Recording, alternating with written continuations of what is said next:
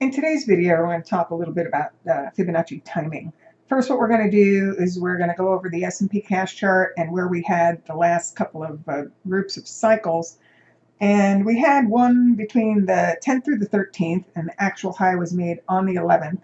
And then we had the second grouping between the 16th through the 18th, and the market did try to start going higher again. So we looked at it for a reversal back down. And, both highs were made within those time windows. So I'm considering these last highs key and pivotal. But that doesn't help you right now. So what we want to look at next is when are the next cycles that could put in the next low. So let's just start with a blank chart. Okay. And I may do a few of the larger cycles, but then we're also going to, focus on the more recent dates here. So first I'm going to try. Okay, yeah, this is too far back. I was trying to hide a high cycle, but we're already beyond those dates. So let's try here instead. So we have this high to this high. Okay, oh, and we actually have a 618 cycle that comes due on Monday.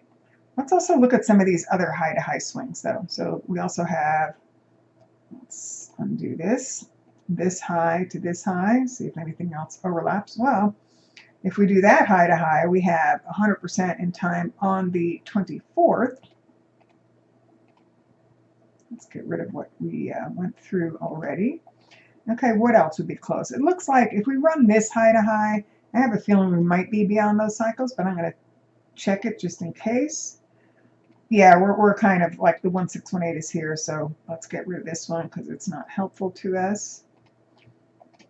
But then let's see, what else do we have that's close? All right, let me see where the actual high was here. I believe it was here. 60.59 versus 60.50. Okay. So it looks like from this high to this high, let's try that one. See if we come up with anything. High to high. Nothing too great. It looks like on the 24th we have a 50%. So we have a few dates between the 23rd, 24th so far. And then what else? We're going to try some of the lows to lows. Now I think, again, that this is probably too far back to look at. Yeah, because we passed all those cycles. So let's try some of these other swings. So let's try this low to this low. Okay, looks like that next cycle's not till June 26th. I'm going to get rid of what we went beyond already.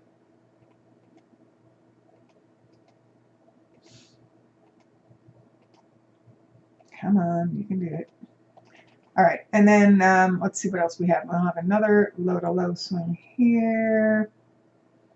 Okay, we're too far beyond that, but we can do that low to this low. And that gives us another date on the 23rd.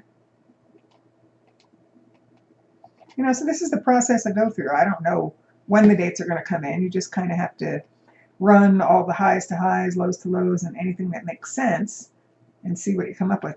Here's another little low. Well, that gives us a 1618 cycle of that low to low.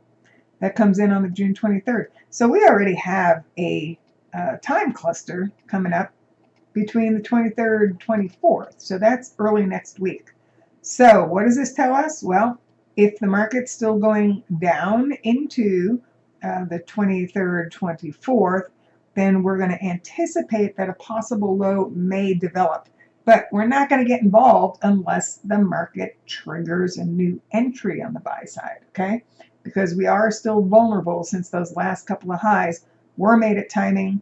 And if we stay underneath that, we are vulnerable to more on the downside. So again, keep an eye on these cycles. You can always come and check out the trading room if you want and see how we deal with it. But we're going to anticipate a possible low and reversal back to the upside early next week. But remember, no trigger, no trade. Hope that helps. If you like, please like and subscribe to this video.